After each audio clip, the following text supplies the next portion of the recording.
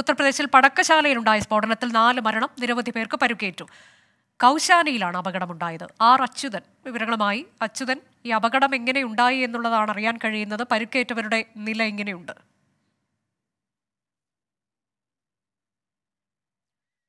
അച്യുതൻ, കേൾക്കാമോ?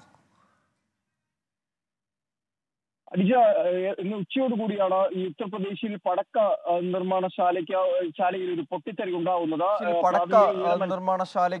ശാലയിൽ ഒരു പൊട്ടിത്തെറി ഉണ്ടാവുന്നത് പ്രാഥമിക വിവരമനുസരിച്ച് 4 പേർ കൊല്ലപ്പെട്ടതായാണ് പോലീസ് അറിയിക്കുന്നത്. 5ഓളം പേർക്ക് പരിക്കേറ്റിട്ടുണ്ട്. ഇവരെ ആശുപത്രിയിൽ പ്രവേശിപ്പിച്ചിട്ടുണ്ട്. കൗശാബിയിലാണ് ഈ ഇത്തരമൊരു സംഭവം ഉണ്ടായിരിക്കുന്നത്. ഈ ഫാക്ടറി ജനവാസ മേഖലയിലല്ല സ്ഥിതി ചെയ്തത്. അതുകൊണ്ട് തന്നെ വലിയ ആളപായം ഒഴിവാവുകയായിരുന്നു. ഒപ്പം തന്നെ രക്ഷാപ്രവർത്തനം ഇപ്പോഴും പുരോഗമിക്കുന്നുണ്ട്.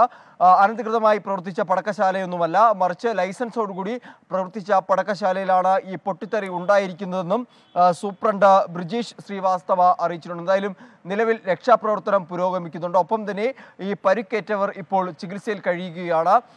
മറ്റ് വിവരങ്ങൾ, എന്ത് കാരണമാണ് ഈ ഒരു പൊട്ടിത്തെറിക്ക് പിന്നിൽ ഉള്ളത് എന്നതടക്കമുള്ള കാര്യങ്ങൾ വ്യക്തമാകേണ്ടിയിരിക്കുന്നു. എന്തായാലും പ്രാഥമിക അന്വേഷണം ഇപ്പോൾ പുരോഗമിക്കുകയാണ്. ഉത്തർപ്രദേശ് കൗശാംബിയിലെ പടക്കശാലയിലുണ്ടായ സ്ഫോടനത്തിലാണ് 4 പേർ മരണമടഞ്ഞത്.